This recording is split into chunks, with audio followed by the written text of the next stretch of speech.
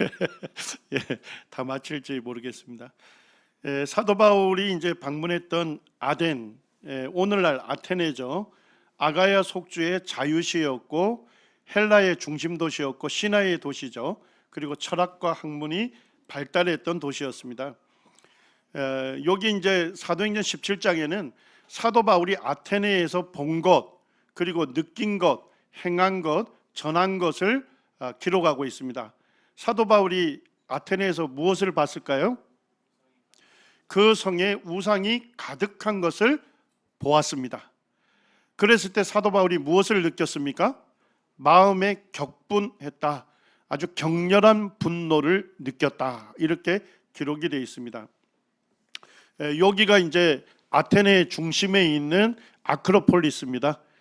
말 그대로 아크로 하면 가장 높은 곳 이런 얘기죠. 폴리스는 도시입니다. 도시에서 가장 높은 곳에 이 성벽을 쌓아서 거기에서 이제 자기들이 섬기는 신들의 신전을 세우거나 전쟁 시에 도피처로 삼았습니다. 거기에 보면 이제 니케 신전이 있고 정문 신전을 통과하게 되면 에렉티온 신전이 있습니다. 그리고 파르테논 신전을 볼 수가 있습니다. 자, 아테네에 있는 주신이 뭐였을까요? 아테네 사람들이 숭배하는 주신 아테나 여신이었죠. 아테나 여신. 아테나 여신을 숭배하는 곳이 바로 파르테논 신전입니다. 요게 이제 그런 이제 복원도가 있고요. 지금 이제 현재 남아 있는 것들입니다. 그리고 이제 에렉테온 신전에는 아테나의 제단이 있어가지고 아테나 여신에게 그 제사를 드리는 번제단이 있습니다. 그리고 이제 파르테논 신전 안에는 이 아테나 여신이 황금 옷을 입은 거대한 여신상이 이 안에 있었습니다. 그리고 이제 수많은 거기에 설주들이 있잖아요, 기둥들. 그래서 태양빛이 강렬하게 이 여신에게 비치게 되면 황금 옷을 입었으니까 어떻게 해요? 그 빛이 설주 사이로 나아가면서 아테네에 있는 주민들이 그 아크로폴리스를 보게 되면 그 황금으로 빛나는 그와 같은 그 신전을 바라보았다는 것입니다. 그리고 이제 저쪽 이제 바닥 쪽에 보면 제우스 신전이 있습니다. 이런 있었고 그 다음에 이제 파르테논 신전 앞에는 거대한 아테나 여신상이 거기에 있었다고 합니다. 여기가 이제 에렉티온 신전이죠. 거기에 기둥에 여인 기둥상이 굉장히 유명하죠. 그 다음에 이제 디오니시스 극장도 있고 그 다음에 이제 거기에 보면 사도 바울이 아테네 사람들에게 복음을 전할 때 뭐라고 얘기합니까? 내가 두루다니며 너희가 위하는 것들을, 너희가 섬기는 것들을 보다가 뭐도 보게 됩니까? 알지 못하는 신에게 라고 새긴 제단도 보았다 이렇게 되어 있습니다. 요거는 이제 아테네에서 발견된 건 아니지만 고대 팔미라 시리아죠. 거기에서 이제 알지 못하는 신에게라고 하는 이름이 새겨진 제단들이 발굴되어 있습니다. 그리고 이제 2세기의 지리학자인 파우사니아스가 쓴 책에 보면 이렇게 얘기합니다. 내가 팔레론만에 있는 항구에서 아테네에 이르는 길을 따라 여행할 때 알지 못하는 신에게 드리는 제단과 영웅들의 제단을 보았다.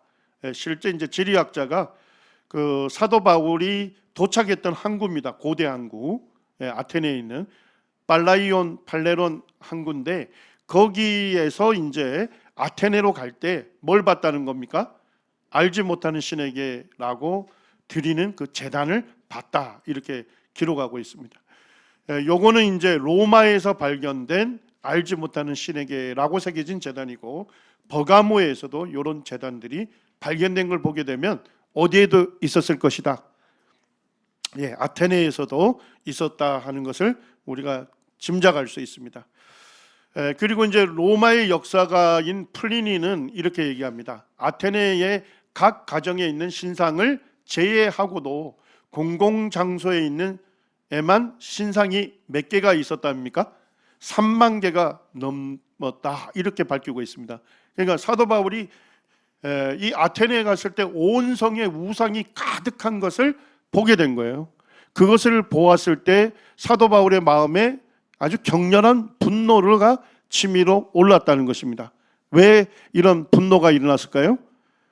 창조주이시며 우리를 구속하신 참되시고 살아계신 유일한 하나님께만 드려져야 할 영광과 찬송을 지금 누가 가로채고 있는 거예요? 수많은 우상들이 가로채고 있는 모습을 보았을 때 사도 바울의 마음 가운데 거룩한 그런 격렬한 분노가 일어났다는 것입니다. 자, 이와 같은 분노를 느꼈을 때 사도 바울이 행한 것이 무엇이었습니까? 해당에서는 유대인과 경건한 사람들, 경건한 사람들은 누구죠? 유대인 해당에 있는 경건한 사람들, 유대교로 개종한 이방인들로 볼 수가 있습니다. 그 사람들에게 복음을 전하고, 장터에서는요, 날마다 만나는 사람들과 복음을 변론하면서 전했습니다. 그리고 에피쿠로스 철학자들, 스토아 철학자들과도 사도 바울이 쟁론하면서 복음을 전했습니다. 자, 사도 바울이 전한 복음의 핵심이 뭐였습니까? 예수 그리스도를 유일한 구원자로 전했을 것이고, 또한 무엇을 전했습니까?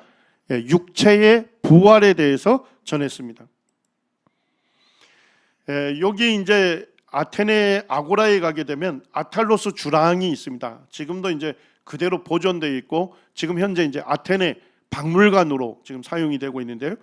거기에 보면 주랑들이 이렇게 굉장히 많이 있죠. 자, 이 건물 안에서 모였던 철학자들을 뭐라 부를까요? 스토아 철학자라는데, 스토아가 무슨 뜻입니까? 주랑을 얘기하는 겁니다. 그래서 이런 아탈로스 주랑에서 철학자들이 모였기 때문에 그 시대 사람들이 스토아 철학자들이다라고 불렀는데, 요 주랑에 누가 방문한 거예요? 사도 바울이 그곳에 방문해서 스토아 철학자들과 쟁론을 한 것입니다.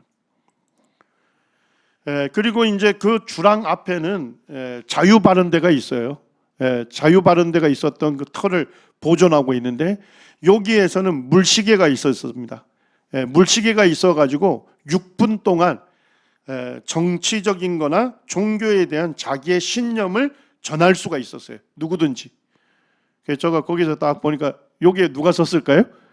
사도 바울이 거기에 서서 예수 그리스도를 유일한 구원자로 전했을 것입니다. 그런데 6분 되면 어떻게 돼요? 내려와야 돼요. 사도 바울이 조금 기다렸다가 다시 또 올라갔을 사도 바울을 생각을 했습니다. 그리고 이제 아고라에는 많은 나무들이 있었는데, 거기에는 에피쿠로스 철학자들이 모였습니다. 이 에피쿠로스 학파들이 정원에서 모였다고 해서 그들을 뭐라고 하죠? 정원 학파라고 부르기도 합니다. 사도 바울이 이곳에 가서도 에피쿠로스 철학자들과 복음에 대해서 쟁론을 했던 것입니다. 사도 바울이 전한 예수님, 그리고 사도 바울이 전한 육체의 부활은 아테네 사람들에게 있어서는 어떤 가르침이었습니까? 새로운 가르침이었고 이상한 가르침이었습니다. 이 아테네 사람들은 영혼 불멸 사상은 있었습니다. 영혼은 멸해지지 않는다 하는 영혼 불멸 사상은 있었지만, 육체로 부활하는 것에 대한 그와 같은 사상이 없었습니다. 그래서 사도 바울이 육체로 부활하신 예수 그리스도라 전했을 때 그들에게는 새로운 가르침이었고 이상한 가르침이었죠. 그래서 그들이 사도 바울을 붙들고 어디로 갑니까? 아레오바고로 가서 너가 전하는 것이 무슨 뜻인지를 알고자 했다. 사도 바울이 전하는 것이 무슨 뜻인지를 알고자 했습니다. 제가 이제 그곳에 갔더니까 아고라에서 아레오바고로 올라가는 길이다, 이렇게 해서 그 보존하는 그 편말이 거기에 있었습니다. 아레오바고, 아레오파고스 이렇게 하는데, 아레스는 이 신을 얘기하는 겁니다. 아레스 신을 얘기하는 거고, 로마에서는 이 아레스 신을 마르스라고 불렀습니다. 그리고 이제 파고스는 언덕을 얘기하는 겁니다. 그래서 아레스의 언덕, 언덕 또는 마레스의 언덕이라고 지금도 부르고 있습니다. 그것이 이제 돌로 된, 거대한 돌로 된 이 언덕입니다. 이곳에서 종교와 윤리적인 문제를 다루는 법정이 열렸고, 사도 바울이 이제 이곳에 와서 사도 바울이 예수 그리스도의 복음을 변호를 했습니다. 이곳에서 아레오바고에서 전한 사도 바울의 복음의 핵심 내용을 사도행전은 기록하고 있죠. 아주 자세하게 기록을 하고 있습니다. 사도 바울이 이곳에서 누구를 전했습니까? 우주 만물을 지으신 하나님을 전했습니다. 우주 만물을 지으신 그 하나님께서 천지의 주제가 되신다. 천지를 다스리시는 통치자가 되시고 인간 손으로 지은 저 신전에 계시지 아니한다. 아마 아레오바고에서 손을 들고 어디를 가리켰겠습니까? 바로 옆에 있는 아크로폴리스를 가리키면서 하나님은 우주를 만드신, 우주보다 크신 분이기 때문에 인간 손으로 만든 저 신전에 계시는 분이 아니다. 그리고 우리가 하나님을 섬겨야 할 이유에 대해서 전합니다. 하나님을 왜 믿고 섬겨야 합니까? 만민에게, 우리 한 사람 한 사람에게 생명과 호흡과 만물을 친히 주시는 우리의 창조주이시다. 그분만이 우리의 참 주인이시고 우리가 위하고 섬겨야 할 유일한 왕이시다 하는 복음을 전한 것입니다. 그리고 알지 못하던 시대에는 하나님이 간과하셨지만, 지나치셨지만 이제는 어디든지 사람들에게 무엇을 명령했습니까? 다 회개하라고 명령하셨다. 그리고 정하신 사람 예수 그리스도로 하여금 천하를 공의로 심판할 날을 작정하셨다. 하나님께 대하여 회개하지 아니한 사람은 예수 그리스도가 공의로 심판하는 그날에 심판을 당할 것이다. 그렇지만은 그를 죽은 자 가운데서 다시 살리신 그 예수 그리스도, 죽은 자 가운데서 부활하신 예수 그리스도를 믿는 자는 장차 있을 이 심판에서 구원함을 얻는다는 선명한 복음을 전했던 것입니다. 자, 이 복음을 전했을 때 누가 믿었습니까? 이 아레오바고의 관리인 디오누시오와 다마라라는 여인과 다른 몇 사람이 예수님을 믿게 됩니다.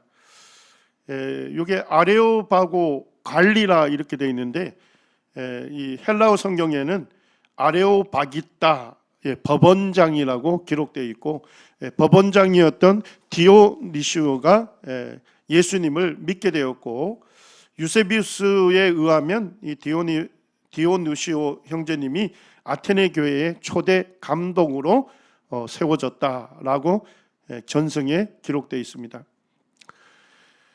자, 우리가 사도 바울이 보고 있는 것을 오늘날 우리도 보고 있습니까? 사도 바울이 아테네에 왔을 때 온 성에 우상이 가득한 걸 보았지 않습니까? 오늘날은 사실 유형의 우상을 섬기는 사람들도 있지만은 우리 주변에 수많은 무형의 우상들, 돈을 숭배하고 다른 사람들을 자기 마음대로 주무르고 싶은 권력력을 가져 있고, 그리고 성적인 매력을 최고로 여기는 그와 같은 수많은 무형의 우상에 둘러싸여 살고 있습니다. 그런데 사도 바울은 그와 같은 타락상을 봤을 때 무엇을 느꼈습니까? 거룩한 격렬한 분노를 느꼈습니다. 그렇기 때문에 뭐 할 수 있었습니까? 만나는 사람마다 복음을 전할 수 있었습니다. 오늘 또 우리가 사도 바울과 같은 것을, 똑같은 것을 보고 있지만 우리는 왜 복음 전하는데 어려움이 있을까요? 사도 바울과 같이 느끼지 못하기 때문에. 오늘날 하나님 없이 살아가는 수많은 사람들이 우상 숭배하는 그 타락상을 보고서도 우리가 거룩한 분노를 느끼지 못하기 때문에 사도 바울처럼 살 수 없다. 우리가 거룩한 분노를 느낀다면 사도 바울처럼 복음을 전할 수 있는 것입니다. 우리의 심령이 사도 바울과 같이 그런 세상의 타락상을 볼 때 거룩한 분노를 우리가 느끼게 되어서 사도 바울과 같이 복음을 전하는 우리가 되기를 원합니다. 자, 이제 아테네를 떠나서 어디로 갑니까? 고린도로 갑니다. 고린도는 아가야 속주의 수도였습니다. 이 당시 아테네 인구가 10만 명이었고 에베소 인구를 45만 명으로 추정하고 있는데 비해 고린도 인구는 얼마였습니까? 75만 명이나 되는 가장 거대한 도시였습니다. 상업, 무역, 금융의 중심지였고 성적인 타락과 오락이 주된 문화였고 그 다음에 그곳에 있는 지역에서 지역 경기가 올림픽과 같은 경기가 매년 2년마다 개최가 되고 있었습니다. 사도 바울은 이곳에서 18개월간 그곳에 머물면서 복음을 전했습니다. 그 시대의 보건도가 되겠습니다. 자, 고린도가 어디에 위치해 있는지 보이십니까? 고린도가 여기에 지금 그 위에 보면 아티카라고 하는 곳하고 밑에 아티카 반도하고 이 고린도가 속해 있는 펠레포네소스 반도 사이에 지역이 있습니다. 아주 좁은 육로가 있는데 그 지역을 끼고 고린도가 위치하고 있습니다. 고린도는 항구 도시였잖아요. 자, 그러니까 동쪽에서부터 에베소도 항구인데 아시아 대륙의 문물들이 어디로 오겠습니까? 고린도로 오겠죠. 자, 서쪽에서는요, 제국의 수도인 로마뿐만 아니라 유럽의 문물들이 고린도로 오게 되겠죠. 그래서 고린도에서는 뭐가 이루어집니까? 동서양 물품들이 모여서 상거래가 왕성해져요. 자, 그러면 상거래 이득을 많은 고린도 사람들이 얻겠죠. 그 다음에 또 상거래가 왕성하니까 고린도시는 세금을 징수하게 되겠죠. 부유한 도시가 되었습니다. 여기가 이제 고린도가 되는데 서쪽에 고린도만이 있고 그 서쪽에 레카이온이라고 하는 항구가 있었습니다. 그리고 동쪽에는 샤론만이 있었는데 거기에는 갱그리아 항구가 있었습니다. 자, 그런데 배들이 뭡니까? 아시아에서 온 배들이 수도 로마로 가려면 아까 보게 되니까 펠레포네소스 반도를 돌아가야 되겠죠. 그런데 그 길이 굉장히 위험한 길이랍니다. 항로가. 그래서 그쪽으로 가지 않고 어떻게 한 거예요? 샤론만에 있는 갱그리아 항구까지 오게 됩니다. 자, 그럼 어떻게 할까요? 배에 있는 물품들이 있지 않습니까? 그거를 전부 다 고린도에 있는 인부들이 그 물품을 어깨에다 메고 이제 반대쪽에 있는 레카이온 항구까지 이동시킨 거예요. 자, 배는 어떻게 했을까요? 배는 거기에 거대한 롤러를 만들어서 그 위에다 올려서 배도 사람들이 끌고 반대편 레카이온 항구까지 간 거예요. 그리고 다시 짐을 싣고 어디로 간 거예요? 유럽 쪽으로 간 거예요. 자, 그러니까 이 엄청난 노동력이 필요하겠죠. 그러니까 고린도에만 가면 뭐가 넘쳐나요? 일자리가 차고 넘치는 거예요. 그리고 일을 하게 되면 일당을 받게 되겠죠. 고린도 사람들 주머니에 뭐가 차고 넘쳐요? 돈이 차고 넘쳤던 것입니다. 자, 돈이 차고 넘치면 하는 일이 뭡니까? 사치하게 되고 오락하게 되는, 그리고 성적으로 문란한 삶을 사게 되는 이런 것이 고린도의 문화를 형성했던 것입니다. 이 사도 바울 당시에 그리스 지리학자이고 역사학자인 스트라보도 그대로 그의 책에서 밝히고 있습니다. 고린도는 상업활동으로 인하여 부유한 도시라 불린다 이렇게 되어 있고, 지역에 자리 잡고 있으면서 두 항구를 동시에 지배하고 있었다. 갱그리아는 곧바로 아시아로 이르며 다른 하나인 레가니오는 이탈리아에 이른다. 고린도는 서로 멀리 떨어져 있는 두 나라 상품들의 교환을 쉽게 만들어 주었다. 이렇게 밝히고 있습니다. 거기 이제 고린도에 갔더니까 그 상상도를 거기에다가 그려놨더라고요. 거대한 롤러 위에 큰 선박을 올리고 뭐예요? 이것을 도로를 따라 이동시키는 거예요. 그러니까 엄청난 노동력이 있었겠죠. 그리고 이것을 반대편까지 옮기려면 시간이 엄청 걸렸겠죠. 아마 며칠이 걸려서 이동을 했을 것 같은데 그 기간 동안 이제 선장이나 선원들은 어디에 머물게 됩니까? 고린도에 머물게 되니까 모처럼 도시에 왔잖아요. 그러니까 거기에서 어떻게 하겠어요? 돈을 풀게 되겠죠. 이런 것들을 볼 수 있고, 여기에 있는 이 도로를 디올코스라고 하는데 지금도 가면 뭐가 선명합니까? 배를 옮기는 롤러 자국이 선명하게 나 있습니다. 오늘날에는 이 그 지역을 간통하는 운하를 만들어 놔 있어요. 그래서 이제 이 운하를 통해서 지금 배들이 이동을 하고 있습니다. 자, 사도 바울이 고린도에 왔을 때 언제쯤 이곳에서 사역했는지를 알 수 있는 암시들을 사도행전은 기록하고 있습니다. 자, 고린도에 왔을 때 사도 바울이 누구를 만납니까? 아굴라와 브리스길라 부부를 만나게 되죠. 그리고 그 사람들은 원래 어디에 살았습니까? 수도 로마에서 살았었는데 지금 고린도로 오게 된 배경을 얘기하고 있습니다. 로마의 황제인 클라우디우스가 모든 유대인을 명령하여 로마에서 뭐 했습니까? 떠나라고 하는 추방령 때문에 이들이 수도 로마에서 어디까지 온 거예요? 고린도까지 왔던 거예요. 그리고 그들의 직업이 뭐였습니까? 천막 만드는 일이었죠. 그래서 그곳에서 수도 로마에서 고린도까지 이동했으니까 한참 시간이 걸렸겠죠. 그리고 그곳에 와서 자기의 일터인 천막 만드는 생업을 다시 갖기까지 시간이 좀 걸렸을 거 아닙니까? 여기 그 수에토니우스라고 하는 역사가는 클라우디우스 황제의 생애를 기록하면서 이렇게 얘기합니다. 유대인들이 크레스투스에게 선동당하여 계속해서 소동을 일으키고 있으므로 그는 그들을 로마에서 추방해 버렸다, 이렇게 얘기하는데, 크레스투스는 누굴 얘기할까요? 예수 그리스도를 얘기하는 것으로 학자들은 인정하고 있습니다. 그래서 로마에 있는 성도들이 예수 그리스도의 복음을 선명하게 전했기 때문에 유대인들과 굉장히 다툼이 있었던 거예요. 그게 수도 로마에서 문제가 된 거예요. 그래서 당시에 클라우디우스 황제가 어떻게 한 겁니까? 수도 로마에서 유대인들은 다 떠나라 하는 추방령을 내는데 그때가 AD 49년이라고 밝히고 있습니다. 자, 그러니까 적어도 사도 바울은 고린도에 왔을 때 49년 이후가 되겠죠? 아마 이동하고 이랬으니까 한 50년쯤 되겠죠. 그때 와서 생업이 같으므로 사도 바울이 브리스길라와 아굴라 부부와 함께 머물면서 일을 했다, 이렇게 볼 수 있습니다. 아굴라와 브리스길라 부부에게 사도 바울이 복음을 전했다는 기록이 있습니까? 그것이 없는 것으로 볼 때 이미 그들은 로마에서 예수님을 믿는 성도들이었을 것이다 하는 것을 알 수가 있습니다. 그리고 이제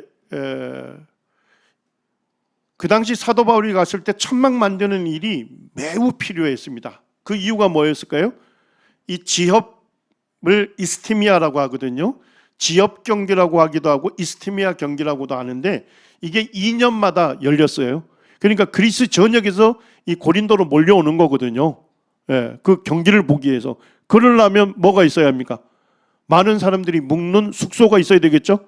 그래서 장막 만드는 일이 필요했던 거예요. 그리고 고린도는 엄청나게 뜨겁지 않습니까? 그렇기 때문에 열기를 피하는 그런 천막들이 필요했던 겁니다. 이게 AD 51년에 있었으니까 사도 바울이 아마 50년쯤에 와서 아골라와 브리스길라 부부와 함께 이 천막 만드는 일을 했겠죠. 그래서 경기를 미리 준비하는 일에 아마 굉장히 사도 바울도 바빴을 겁니다. 그래서 사도 바울은 언제 복음을 전했습니까? 쉬는 안식일에 유대인 회당에서 복음을 전했던 것입니다. 거기 이제 지역에 가면 이스티미아 고고학 박물관이 있는데 저희가 2번 정도 그곳에 방문을 했고요. 거기에 보게 되면 이스티미아 경기에서 달리기를 하는 출발선이 거기에 지금도 보존되어 있고, 그리고 이제 고린도 아고라에서도 달리기 출발선이 거기에 기록이 되어 있습니다. 그래서 사도 바울이 고린도에 서신을 보낼 때는 뭐예요? 운동 경기와 관련된 말을 많이 했잖아요. 너희도 상을 받도록 이와 같이 다름질해라. 고린도 교회에 있는 성도들은 이스티미아 경기를 관람했을 가능성이 매우 높기 때문에 그래서 운동 경기와 관련된 그와 같은 말씀들, 비유를 사용합니다. 이스티미아 그 박물관에 갔더니까 오종 경기, 그 다음에 복싱, 레슬링, 멀리 뛰기 이런 종목들이 거기에 도자기에 새겨져 있었습니다. 원반 또 올리브 오일 통, 그다음에 이제 뭐 바닥에서 하게 되면 모래 이런 것들이 묻으니까 모래 이런 것을 끓는 끌개가 있습니다. 스트리길리스라고 하는 끌개 이런 것들이 거기에 많이 발굴되어 있었습니다.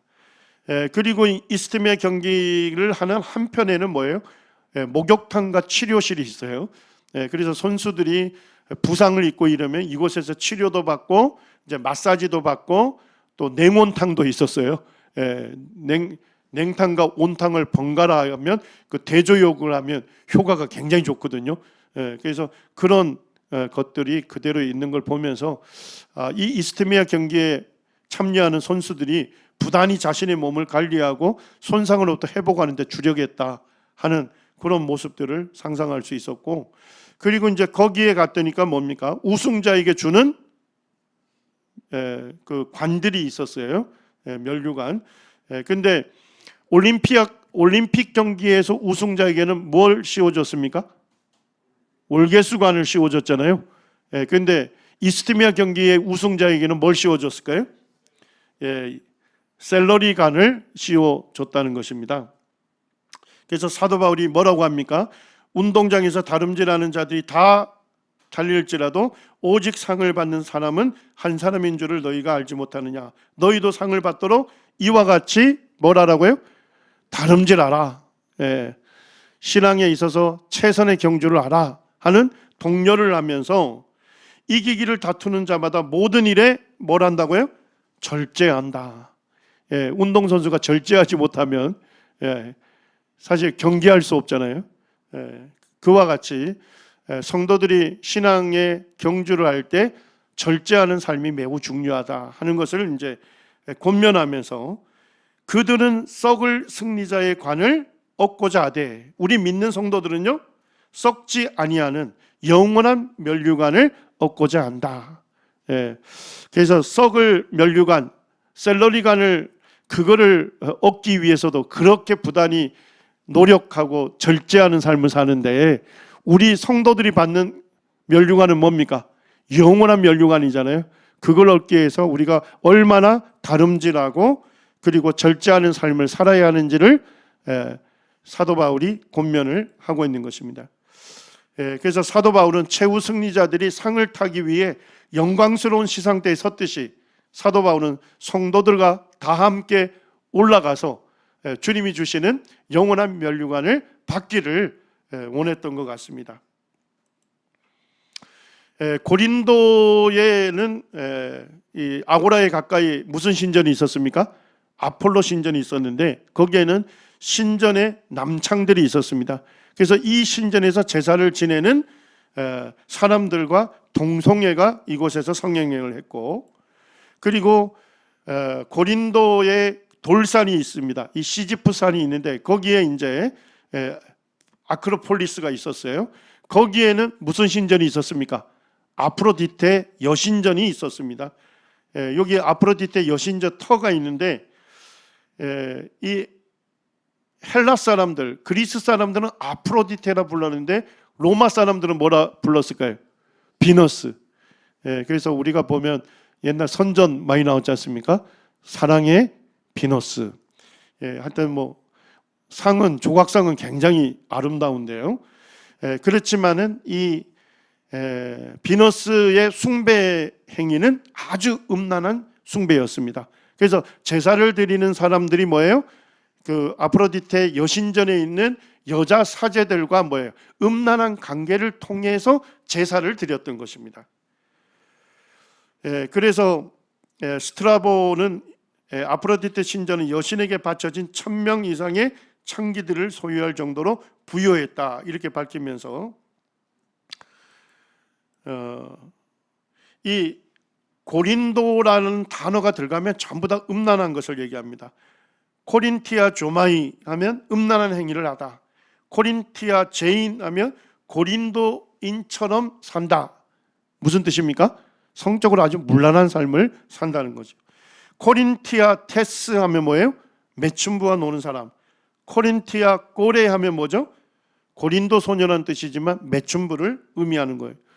그 다음에 오늘날 우리가 성병을 영어로 뭐라고 합니까? 비너리얼 디지즈라고 합니다. 뭐예요? 비너스병이다 이런 얘기입니다. 이 비너스 숭배에서 나온 말입니다. 그래서 이 고린도는 굉장한 사치, 오락, 쾌락, 성적인 부도덕이 가득한 도시였다. 보니까 어디하고 비슷해요? 오늘날 사는 우리 현대하고 굉장히 닮은 꼴 도시가 고린도였다 이런 얘기입니다. 이 정도 되면 오늘날 우리 성도들이 뭐라고 합니까? 요즘 사람들이 너무나도 타락했기 때문에 복음을 전해줘도 믿지 않는다. 이런 것을 우리가 복음을 전하지 아니하는 이유의 정당성으로 쓸 때가 있거든요. 그렇지만은 사도행전은 아니다 이렇게 얘기하죠.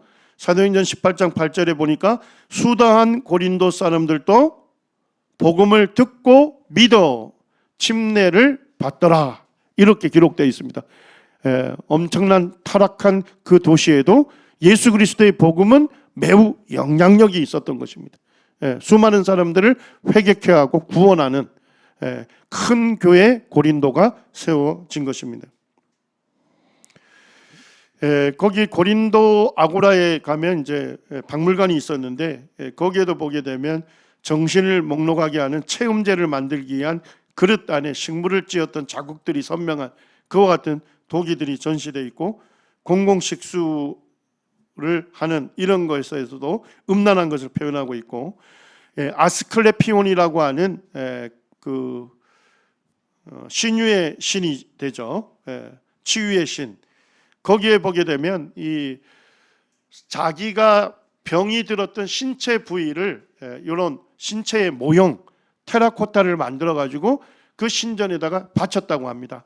자, 그런데 보니까 뭐와 관련된 신체 부위가 많습니까? 성병과 관련된 신체 질병이 많았다 하는 것을 보여주고 있는 것입니다. 이 고린도의 아고라에서 이제 유대인 회당이 있었고 사도 바울이 그 유대인 회당에서 하나님의 말씀을 강론하면서 복음을 전했지 않습니까?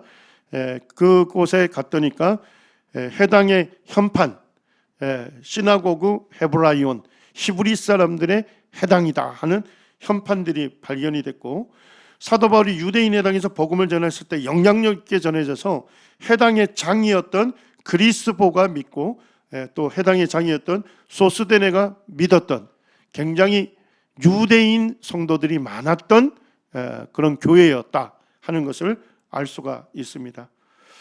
그 고고학 박물관에 봤더니까 이제 그런 회당의 현판, 그 다음에 이제 유대교를 상징하는 메노라 이런 문양들 발견된 것들이 거기에 전시되어 있었습니다.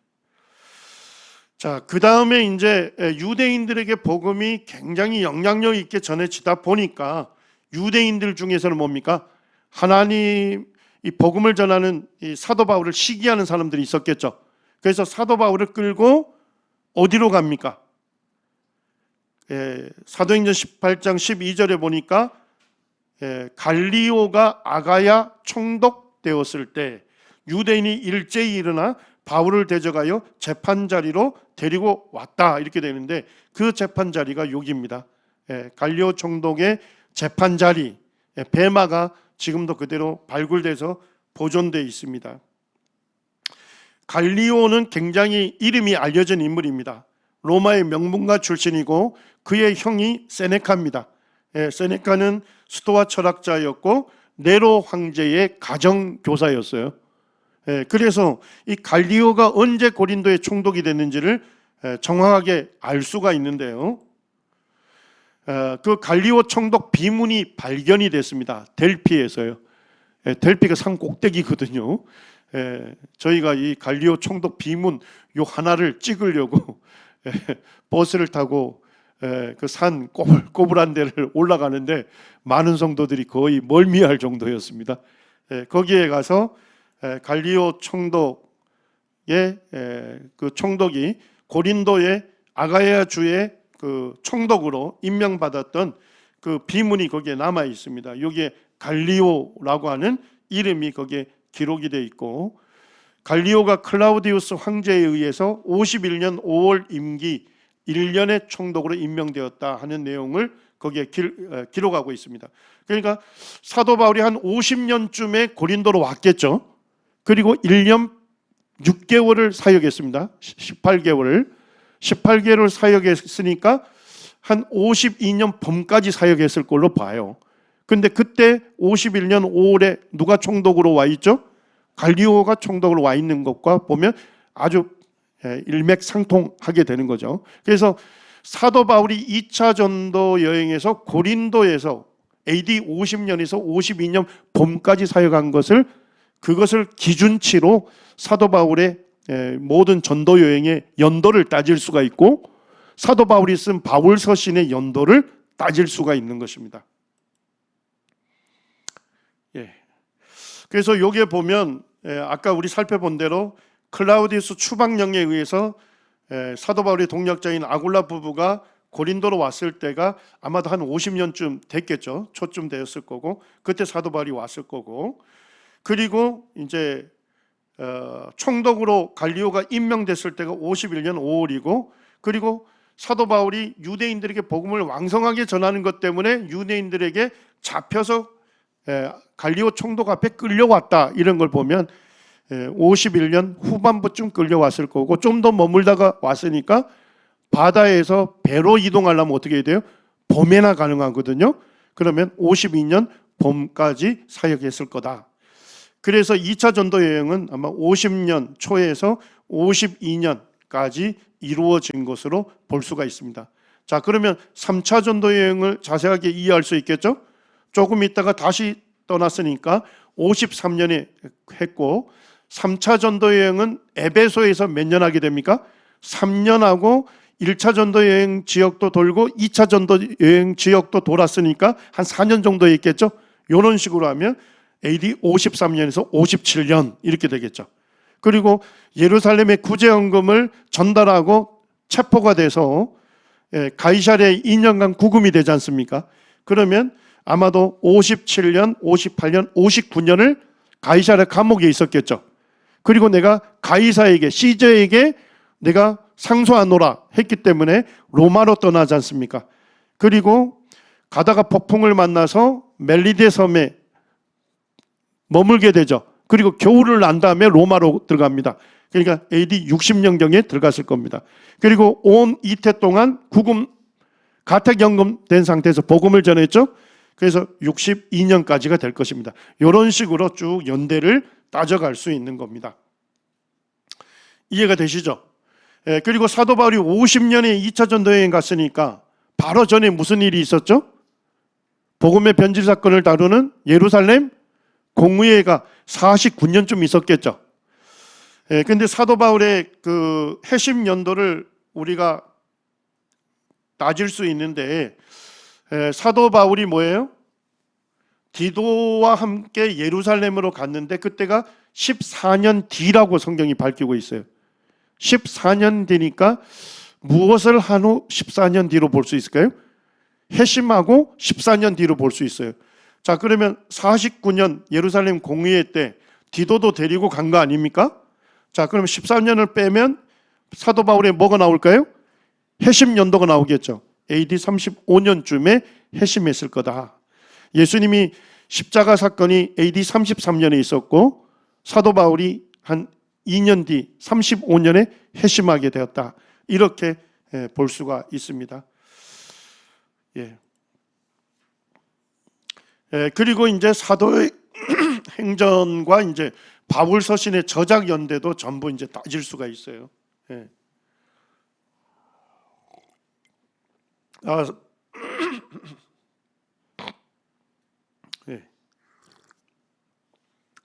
사도 바울이 1차 전도 여행을 마치고서 안디옥에 왔을 때 무슨 문제가 있었습니까?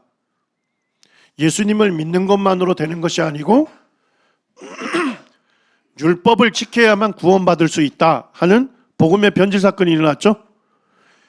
그것 때문에 49년쯤에 예루살렘에 올라가서 사도들과 장로들이 모여서 함께 논의하게 됩니다. 그죠? 그래서 거기에 보게 되면 사도와 장로들이 작정한 규례가 나오거든요. 그 작정한 규례를 두어서 1차 전도 여행 지역의 교회들이 지키도록 결정을 하거든요. 예. 근데 그것을 갈라디아서의 그 작정한 규례가 기록이 돼 있습니까? 안 돼 있습니까? 돼 있지 않죠. 그리고 사도 바울이 2차 전도 여행을 가면서 갈라디아 지역에 있는 교회들을 방문하게 되죠. 그리고 뭘 전합니까? 사도들과 장로들이 작정한 규례를 가르쳐 지키게 하죠. 그런 걸로 볼 때 갈라디아서는 아마도 예루살렘 공의회가 있기 바로 전에 갈라디아서를 썼을 거다, 이렇게 보는 겁니다. 자, 그러면 갈라디아서의 기록 연대를 알 수 있을까요? 한 48년이 49년쯤 되겠죠. 예, 이렇게 연대를 추정할 수 있다는 겁니다. 그리고 이제 2차 전도 여행 때 이 고린도에서 사도 바울이 데살로니가 전서하고 후서를 기록하거든요. 자, 그러면 이것도 연대를 어느 정도 알 수 있겠죠. 51년이나 52년쯤 사도 바울이 데살로니가 전서나 후서를 보냈을 거다 하는 걸 알 수 있습니다. 자, 3차 전도 여행 때 에베소에서 고린도 전서를 기록합니다. 그러니까 AD 한 56년쯤 이렇게 볼 수 있고, 그 다음에 마게도냐에서 고린도 후서를 기록합니다. 그때쯤 되겠죠. 그리고 고린도에 머무는 동안 로마서를 기록합니다. 그때가 이제 떠나기 전이니까 AD 57년쯤 되는 것입니다. 자, 그리고 사도 바울이 2년간 로마에 가택연금 당하죠.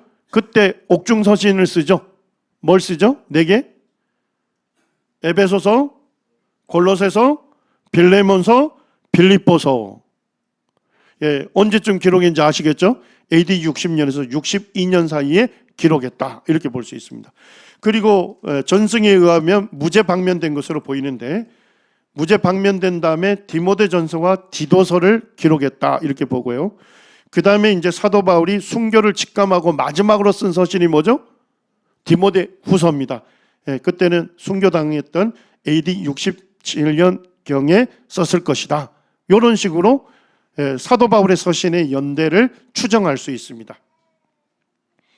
자, 성도님들, 요거 서신 기억하기가 좀 쉽죠? 1차 전도여행 때 몇 개 썼습니까? 1개. 2차 전도여행 때 2개. 3차 전도여행 때 3개. 로마에서 4개. 이렇게 기억을 하시면서 익혀가시면 되겠습니다. 그래서 앞부분에 쓴 것은 주로 복음과 교리를 다루고 있기 때문에 복음 서신이다, 이렇게 얘기합니다. 그리고 옥중에서 4개 교회에게 보냈죠. 그래서 무슨 서신요? 옥중 서신이다. 그 다음에 이제 디모데 전서와 디도서, 디모데 후서는 믿음의 아들들인 디모데와 디도에게 보냈거든요. 그리고 지역교회를 어떻게 목회할 건지에 대해서 썼기 때문에 목회서신이다, 이렇게 우리가 이름을 부르고 있습니다. 여기가 지금 사도 바울이 고린도에서 사역을 마치고 고린도의 가까이에 동쪽에 갱그리아 항구가 있다 있죠. 여기가 고대 갱그리아 항구 터입니다. 여기에서 이제 배를 타고 이제 떠난 것이죠. 여기 지금 갱그리아 항구 터가 그대로 발굴되어 있고요. 떠나면서 어디를 들립니까? 배를 타고 에베소로 들리죠. 사실 사도 바울이 2차 선교 여행을 어디에서 하고 싶었어요? 아시아의 수도인 에베소에서 하기를 원했잖아요. 그런데 누가 막으셨죠? 성령께서 막으셨어요. 그렇지만 이 선교를 마치면서 잠시 에베소에 있는 유대인 회당에 가서 복음을 전합니다. 그래서 거기에 있는 유대인들이 뭐라고 하죠? 자기에게 더 머물면서 전해달라고 하니까 사도 바울이 뭐라고 약속합니까? 하나님의 뜻이라면 다시 오겠다 하고 이제 떠나는데, 여기에 또 누굴 남겨두죠? 아굴라와 브리스길라 부부를 남겨두고 떠납니다. 그렇게 해서 가이사랴에 상륙합니다. 여기가 가이사랴죠. 자, 가이사랴에 와서 올라가 교회의 안부를 물었다. 이 교회는 어디를 얘기할까요? 가이사랴 항구에 도착했다면요, 예루살렘을 얘기하는 거죠. 예루살렘 교회의 안부를 물었다. 예루살렘 교회 가서 선교 보고를 하고 한 후에 어디로 갑니까? 안디옥으로 갑니다. 파송교회로 가서 머물면서 2차 선교 여행이 마쳐집니다.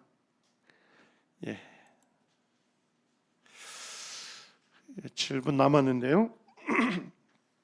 사도 바울의 2차 전도 여행 쭉 경로를 제가 쭉 기록을 해놨습니다.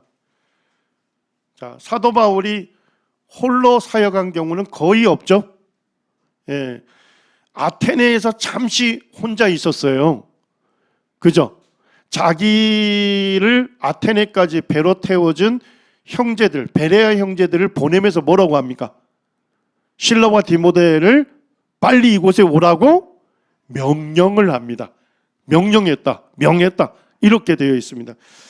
사도 바울은 선교 여행을 홀로 떠난 경우가 거의 없었고, 어쩔 수 없이 잠시 떨어져 있을 경우에는 동역자들의 교제를 사모했고, 그들이 합류했을 때는 더욱 담대하게 용기를 얻고 복음을 전할 수 있었습니다. 사도 바울의 전도 여행이라고 이름을 붙이지만 사실은 사도 바울 전도팀의 전도 여행이었다, 이렇게 볼 수 있는 거죠. 그러니까 우리 형제자매님들이 사역을 하는 데 있어서 성공적인 사역을 하려면 누가 필요합니까? 동력자가 필요합니다. 많은 분들이 근데 동력에 실패하는 경우가 많아요. 동력의 실패는 곧 사역의 실패입니다. 그래서 함께 섬기고 있는 동력자들을 존중하고 배려해주고, 함께 교제하고 함께 분별하면서 함께 주님의 뜻으로 받고 주님의 일을 행할 때 주님의 뜻을 이룰 수가 있다 하는 교훈을 얻을 수가 있습니다. 고린도에 가게 되면 고린도에서 로마서를 쓰거든요. 그러면서 이 성의 재무관 에라스도 형제님을 얘기합니다. 자, 고린도에서 로마서를 썼으니까 이 성은 어느 성이에요? 고린도 성이 되겠죠? 고린도 성에 재무관, 관리가 있었어요.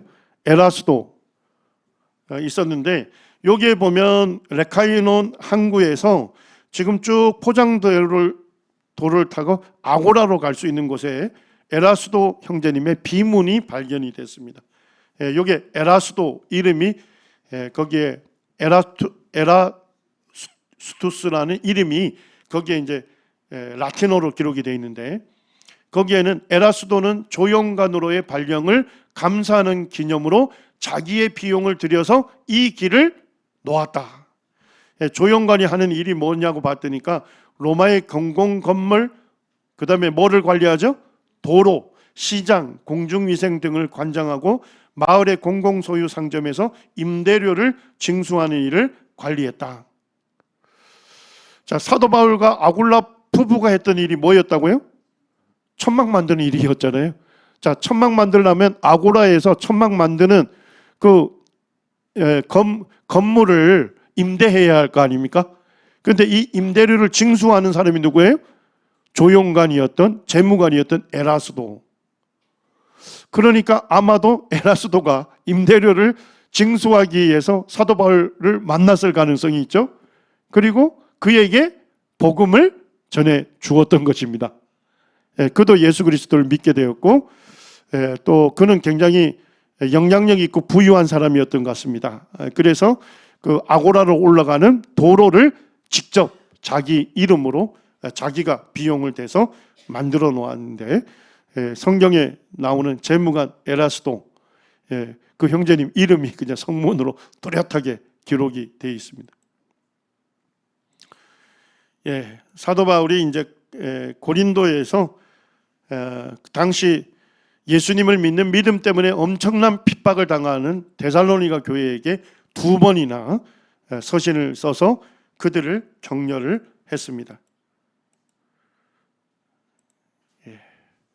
다음 슬라이드까지 해야 하는데, 하여튼 여기까지 최선을 다해서 마쳤습니다. 우리 기도하시고 점심시간 갖도록 하겠습니다. 자비로우신 아버지 하나님,